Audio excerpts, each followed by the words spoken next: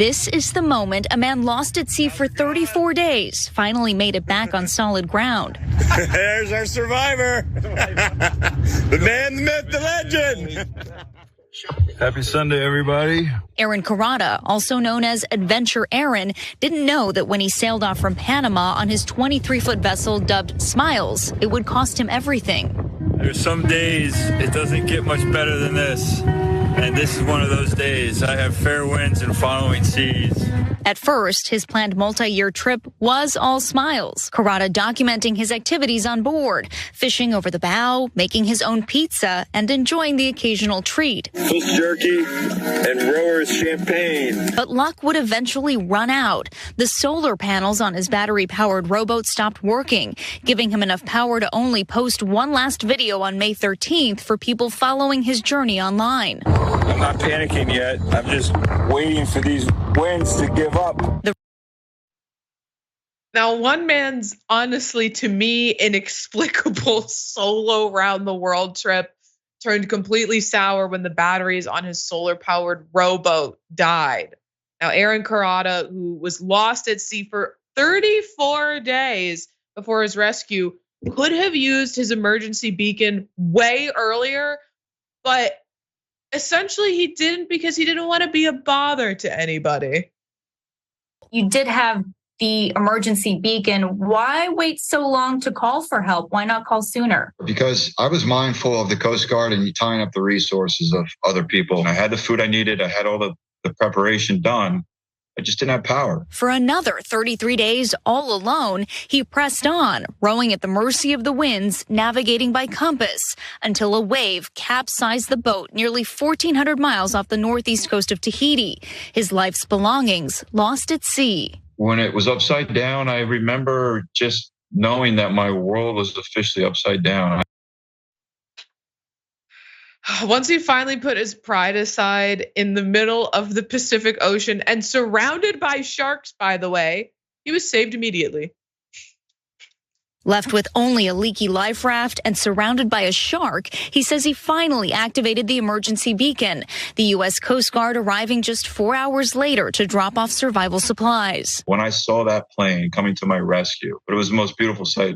The red and white letters are always for remember it in the sky. A day later, a merchant vessel and Carotta's lifeline appeared. There's our survivor.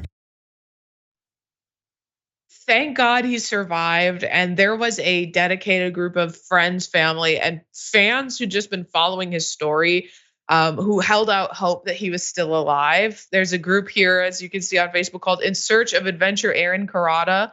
Now, some made comparisons to some other survival situations where they did survive while holding out hope. We have one here.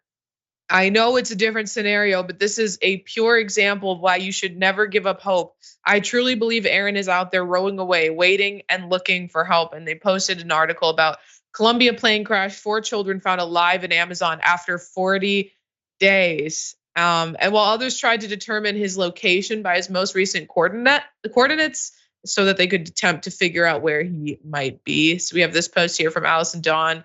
Here's what we know so far about Aaron's current situation. This is a compilation that came about through team effort and lots of discussion, posting on behalf of that team, and then some more technical talk to try to figure out where he might be. And they found his boat before they found him, is my understanding.